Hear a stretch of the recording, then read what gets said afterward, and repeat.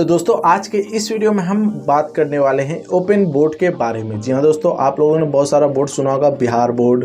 CBSE board होता है, central board होता है, साथ में महाराष्ट्र बोर्ड होता है, साथ में बहुत सारे ऐसे हैं जिनका नाम भी मुझे याद नहीं। तो इस तरीके के जो अलग अलग बोर्ड्स होते हैं, तो इसमें ये ओपन बोर्ड का क्या जो है रूल्स होता है, क्या इसका महत्व है इसमें। और मैं बता दूं कि ये ओपन बोर्ड सिर्फ और सिर्फ बिहार बोर्ड में ही नहीं होता है, ये सभी जितने भी बोर्ड्स हैं, मतलब सेंट्रल बोर्ड हो गए, महाराष्ट्र बोर्ड हो गए, अदर जितने भी बोर्ड्स हैं उन सभी के अंदर ओपन बोर्ड्स का भी ऑप्शन होता है। ओपन बोर्ड बोला जाता है उसको कि आप ओपन बोर्ड से एडमिशन लीजिए। तो दोस्तों देखिए, ओपन बोर्ड में होता क्या है, बेनिफिट क्या है, इससे आप पहले ये समझ लीजिए। उसके बाद हम जो है उसका नेगेटिव पॉइंट भी बताएंगे। नेगेटिव क्या है, पॉजिटिव ये है कि अगर आप चाहते हैं कि हम क्लास 11th में, मान लीजिए किसी कॉलेज में एडमिशन है, वहाँ पे आप चाह रहे हैं कि हमारा क्लास 11th में मान लीजिए साइंस है, अब हम क्लास 12 में जाने से पहले या जब जाएंगे तब हमको साइंस हटा के कॉमर्स लेना है, तो ये काम आप जो है अपने कॉलेज में नहीं कर सकते हैं। जहां आपका एडमिशन है क्लास 11th में, मान लीजिए साइंस है, तो उसमें आप क्लास 12 में जाने से पहले स्ट्रीम को चेंज नहीं कर सकते हैं। बट अगर आप वहां क्लास 11 छोड़ते हैं, मतलब अपने कॉलेज में, और उसी कॉलेज में आप पता कीजिए कि ओपन बोर्ड से मुझे एडमिशन लेना है क्लास 12 में। अब जब आप ओपन बोर्ड से जाएंगे एडमिशन लेने के लिए, तो आपके पास फ्रीडम है, आप किसी भी सब्जेक्ट को सिलेक्ट कर सकते हैं। अब दोस्तों ये बात आप लोगों के भी माइंड में आ रहा होगा कि ये क्या झमेला है और ये कैसे पॉसिबल है, जब और बहुत सारे बच्चों को ये भी लग रहा हो कि ओपन बोर्ड कोई और मतलब अदर ये है। तो दोस्तों हम बता दें कि देखिए, अगर बिहार बोर्ड के ओपन बोर्ड में आप जाते हैं तो वो बिहार बोर्ड का जो सेम डॉक्यूमेंट्स होता है वही चीज़ आपको ओपन बोर्ड से भी मिलेगा। बट ओपन बोर्ड्स जो है वो थोड़ा कॉस्टली होता है और थोड़ा जो है उसमें आपको ज़्यादा दौड़ भाग करना पड़ेगा। मतलब कि ओपन बोर्ड में जो है आपका सारा काम ऑफलाइन होगा। अब ऐसा नहीं है कि ऑफलाइन का मतलब आपका मार्कशीट, एडमिट कार्ड या जितने भी डॉक्यूमेंट्स होते हैं वो सभी आपको नहीं मिलेंगे, ऐसा कुछ भी नहीं है, सारा डॉक्यूमेंट्स आपको मिलेगा। बट सिर्फ उसमें काम ये होगा कि जैसे कोई फ़ीस वगैरह होता है, ठीक है, रजिस्ट्रेशन फ़ीस हो गया, एग्ज़ाम फ़ीस हो गया, कुछ भी ऐसा फ़ीस होता है, एडमिट कार्ड का मतलब डमी एडमिट कार्ड लाना हो गया,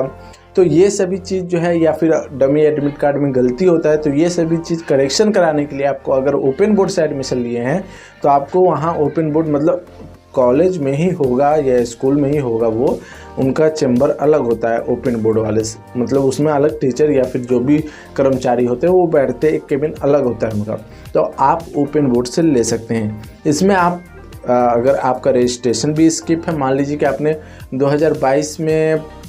सोचा था कि फाइनल एग्ज़ाम देंगे बट आपका स्किप हो गया 2022, अब चाह रहे कि हम 2023 में दे दें, तो रजिस्ट्रेशन तो ऐसे तो रजिस्ट्रेशन अभी 12 वाले का होगा, बट अदरवाइज़ आपको और भी देर हो जाता है, आप रजिस्ट्रेशन नहीं करवा पाते टाइम पे, जो कि बच्चे लोग करवाते जिस टाइम, अगर उस टाइम नहीं करवा पाते हैं तो आप जो है बिंदास ओपन बोर्ड से रजिस्ट्रेशन ले सकते हैं, फॉर्म फिलअप कर सकते हैं 2023 के फाइनल एग्ज़ाम को देने के लिए। अब 2023 के फाइनल एग्ज़ाम को देने के लिए ऐसा नहीं है कि आप जो है मान लीजिए क्लास 11th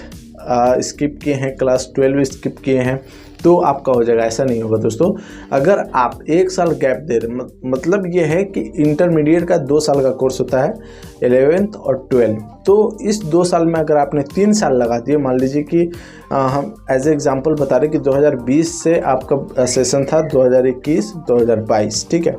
अदरवाइज़ आपने 2020 से आपका सेशन चला 2021 11th ख़त्म, 2022 में आया 12, बट आपने 12 का एग्ज़ाम नहीं दिया, तो अब आपका कैसे होगा, आपका तो स्किप हो गया। अब आपको फिर से री रजिस्ट्रेशन कराना पड़ेगा, और कॉलेज में जब जाएंगे तो इसका बड़ा झमेला है रजिस्ट्रेशन कराने में, सारा चीज़ पता करके कि भाई कैसे होगा, जिस बच्चे का रजिस्ट्रेशन छूट गया या फिर एग्ज़ाम मिस कर दिए 2022 में, तो क्या उनका 1 साल बर्बाद होगा इस चक्कर में। तो दोस्तों वहाँ पे से जवाब यही मिला कि उनके पास एक बेटर ऑप्शन है कि वो जो है ओपन बोर्ड से एडमिशन ले सकते हैं, ओपन बोर्ड से अपना फॉर्म फिलअप कर सकते हैं। उससे हमने सेम जो भी डाउट्स आपके मन में आ रहा होगा वो सारा मैंने पूछ लिया था कि क्या ओपन बोर्ड से एडमिशन लेने पे या फिर उससे एग्ज़ाम देने पे, और जो बच्चे का जो आता है